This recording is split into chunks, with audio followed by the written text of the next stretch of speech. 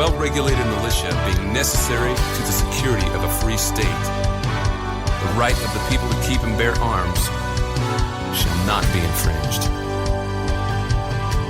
The day I passed my gun safety course, I went hunting with my dad. Weekends in the woods with him were the best times I ever had. So when I hear some politician trying to take that freedom away, I stand my ground. I don't back down.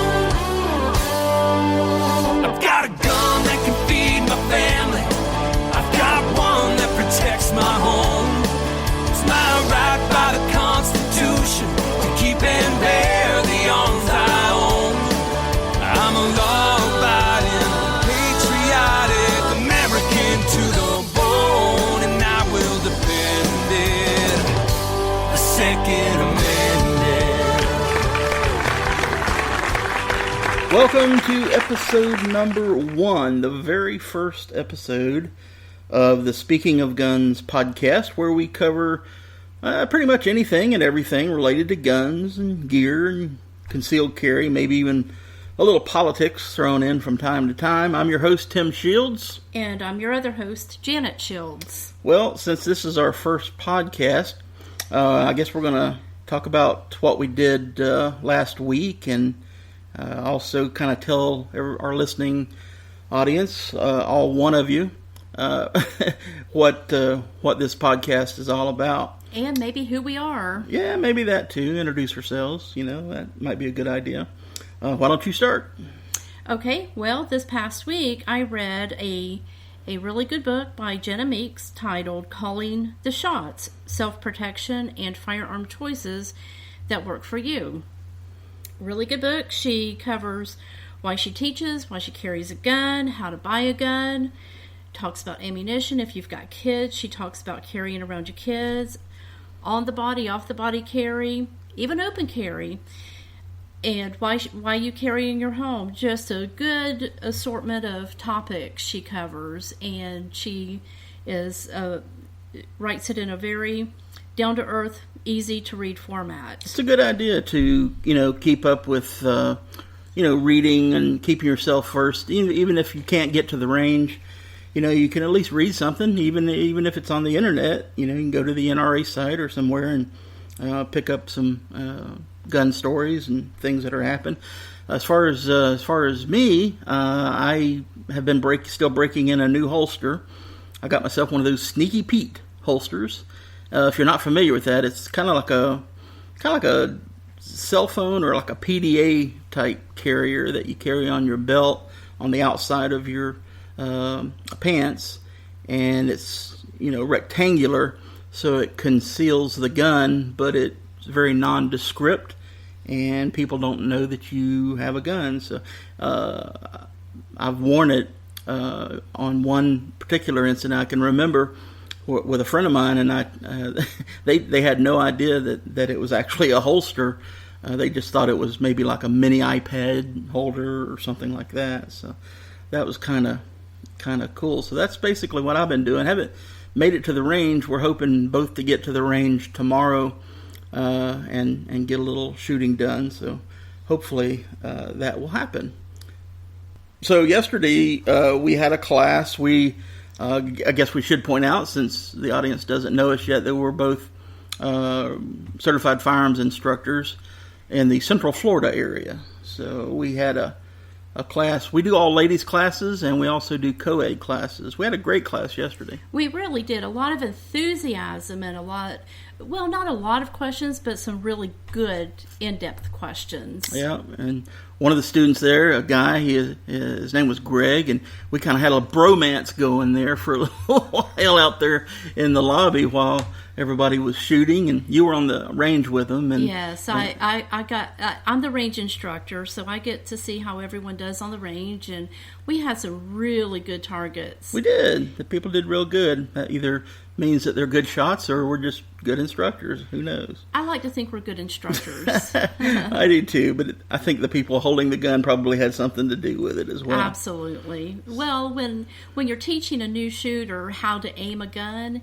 and you see the light bulb go off, and it connects in their brain, and they're able to put it into practical use, what they just learned, right? And then it just builds their self-esteem, and you can just see the change instantly, and that's why I love what I do. Yeah, it's a lot of fun.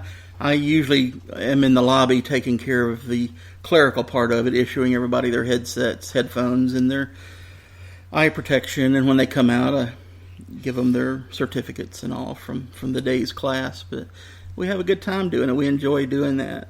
We do. Okay, well, I guess it's about time that we did some guns in the news.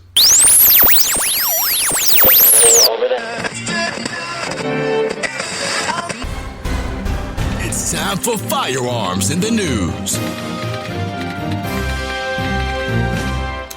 Well, it seems like every time we have a declared state of emergency, stores such as Walmart think that is their opportunity to stop selling guns. And this happened earlier this month in the state of Florida.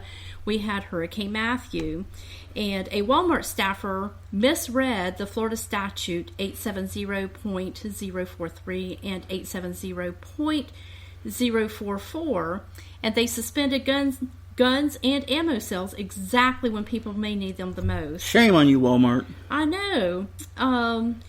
This article said that they contacted Walmart, and it was in Lee County. I guess I should mention that where it was.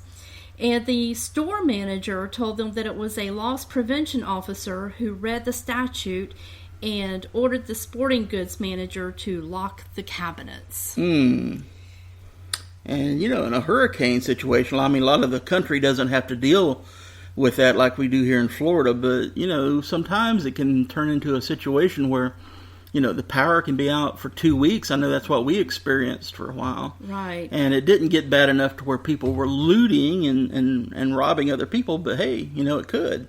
And people need access to guns. Exactly. I mean, they should already have them, right? Oh, they should. But to be clear, guns and ammo sales are only to be prohibited during a state of emergency declared if it's the result of a riot, a fray, or some other unlawful assembly. So, in other words, I think the moral to that story is stock up now, folks. Exactly. Get your stuff gathered and keep them in the gun safe and be prepared and be ready.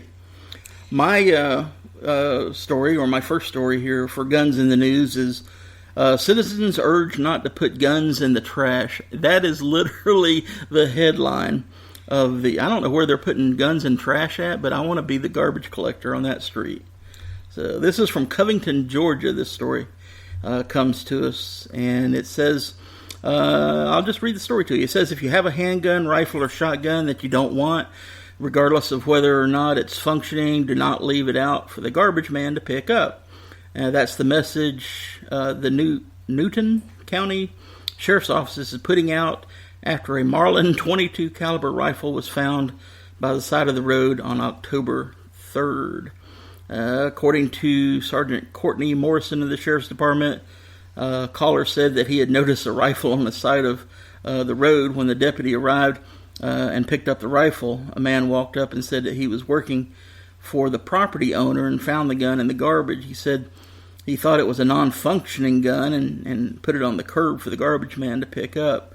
Morrison said that the Sheriff's Office does not advise people to put guns out with the trash, working or not. It says here that they advise if you have a gun and don't know if it's non-functioning or not, that you don't leave it out with the trash. He said anybody could pick it up and,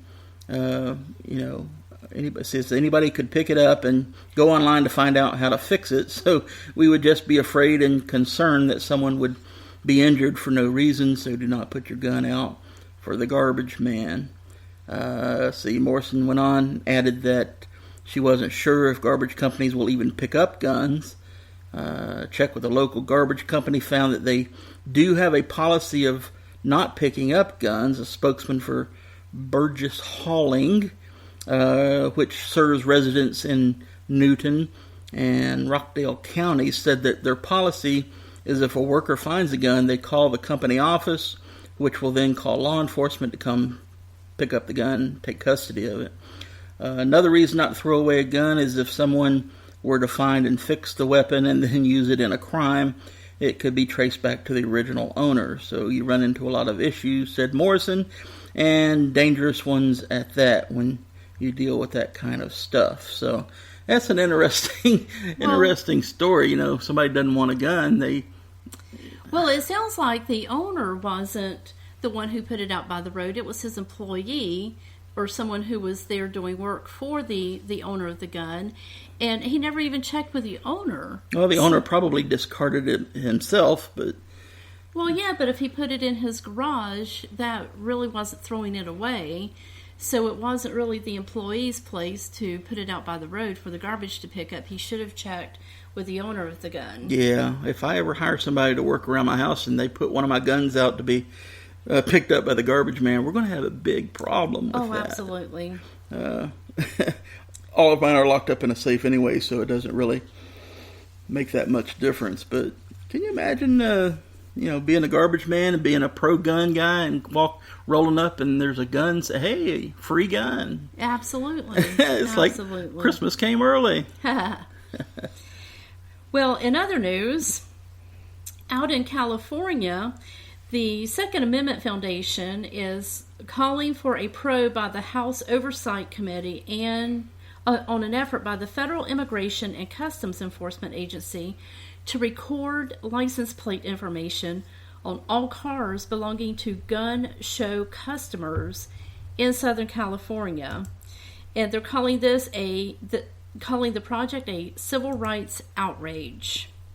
The Wall Street Journal is the one who reported that federal agents apparently persuaded local police officers in 2010 to scan those license plates, ostensibly to detect people smuggling guns into or out of the country.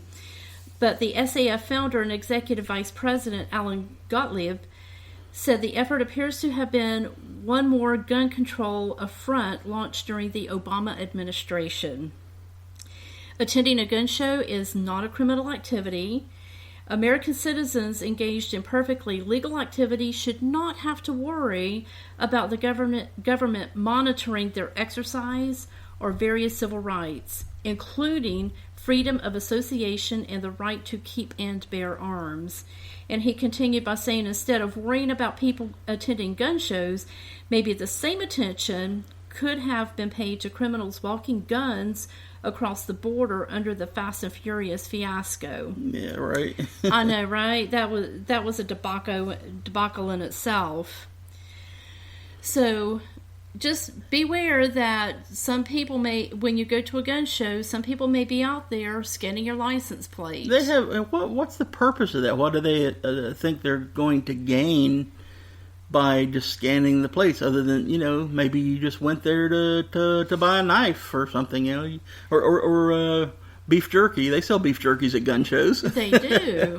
And they also sell sodas. They do sell sodas. So not everybody that's parked out there in the parking lot is necessarily, there to buy a gun. And even if they were, it's something that you can legally buy, so why are they doing it? Exactly. You're just exercising your freedom to Exactly. keep and bear arms. Yep. Nothing wrong with that. No. Well, my next story, the last story of our Guns in the News segment, is Gun-Free Waffle House draws armed criminals. So the story reads here that a Georgia restaurant seems to be learning what most of us have known all along. Violent criminals not only don't obey gun laws, they also don't abide by no guns allowed signs. Waffle House has a no guns policy, and it's costing one in Coweta County, Georgia. Man, both my stories are from Georgia. Yeah, why are you picking on Georgia? I don't know. And it says Coweta County, Georgia location dearly That didn't make any sense. That's a misprint or something. According to local media reports, armed criminals have robbed the Newman, Georgia Waffle House twice in the last 3 weeks. To add insult to injury, 2 other nearby locations were also targeted by armed robbers just last weekend. One has to wonder if it was the big Waffle House sign that drew